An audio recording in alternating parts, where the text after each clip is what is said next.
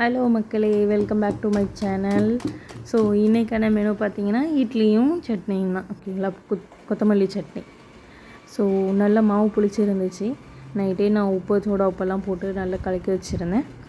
அதனால் ஸோ இதை இப்படி நல்லா புளிச்சு வரும்போது பண்ணும்போது அந்த இட்லி நல்லா சாஃப்டாக இருக்கும். ஓகேங்களா, இல்லைனா ஒரு மாதிரி மட்டை மாதிரி இருக்கும், கல் மாதிரி இருக்கும். அதனால தான். ஸோ தண்ணி ஆல்ரெடி நான் அடுப்பில் கொதிக்க வச்சுருக்கேன், இட்லிக்கான தண்ணி. நீங்கள் பேட்டரை ஃபில் பண்ணிக்க வேண்டியதான். தண்ணி நல்லா கொதிச்சுட்டு ஸோ இப்போ வந்து இட்லியை அரைக்கிற வேண்டியதான்.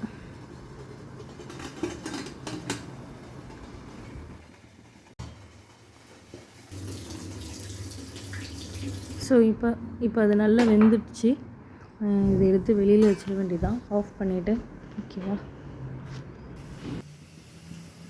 நல்லா ஆற விட்டுட்டு அப்படியே எடுத்தாக்கா அதில் ஒட்டாமல் வந்துடும்.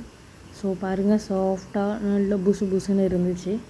ஓகேங்களா, ஸோ இப்போ சட்னிக்கு ஒரு கடாயில் நல்லெண்ணெய் யூஸ் பண்ணுறேன். ஆல்ரெடி வெங்காயம் தக்காளிலாம் வெட்டி வச்சுருந்தேன். ஸோ ஃபஸ்ட்டு வெங்காயம், அதுக்கப்புறமா தக்காளி போட்டு கொஞ்சம் அதை வேக விடணும். அப்புறம் பச்சை மிளகா, கருவேப்பிலை இதெல்லாம் சேர்த்தோம். ஸோ பச்சை மிளகா நான் கொஞ்சம் அதிகமாக சேர்த்துருக்கேன், ஏன்னா இதில் மட்டும்தான் நான் காரம் வைப்பேன். வத்தப்பொழியோ இல்லை வத்தலோ சேர்க்க மாட்டேன், அதனால தான். அப்புறம் கருவேப்பிலை. ஸோ கருவேப்பிலை ஆட் பண்ணிவிட்டு நல்லா வதக்க விட்றணும்.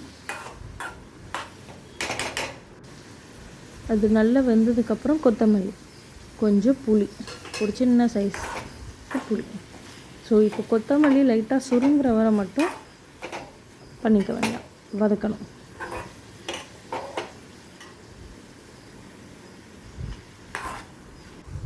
ஸோ இதை ஆறிடுச்சு. மிக்ஸி ஜாரில் நான் மாற்றிக்கிறேன்.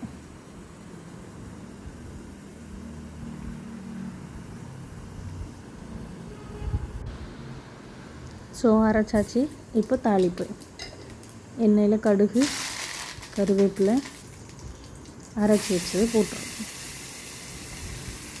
அப்புறம் எவ்வளோ தண்ணி தேவையோ அந்தளவுக்கு தண்ணியாக வச்சுக்க வேண்டியதான். தண்ணி சட்னி வேணும் அப்படின்னா நீங்கள் தண்ணி ஊற்றிக்கலாம், இல்லை கட்டியாக வேணும் அப்படின்னா நீங்கள் கட்டி சட்னி மாதிரி கூட வைக்கலாம். ஸோ இதில் உப்பு பார்த்துக்கோங்க. ஸோ உப்பு பார்த்துட்டு நீங்கள் அதை க்ளோஸ் பண்ணிவிடுங்க. ஏன்னா நம்ம ஆல்ரெடி தாளித்ததுனால இது இன்னும் கொதிக்கணும்லாம் கிடையாது.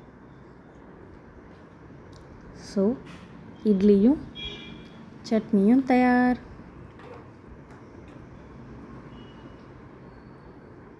நீங்களும் செஞ்சு பார்த்துட்டு கமெண்டில் சொல்லுங்கள். தேங்க்யூ ஃபார் வாட்சிங். ஆல்சோ சாப்பிட வந்துடுங்க.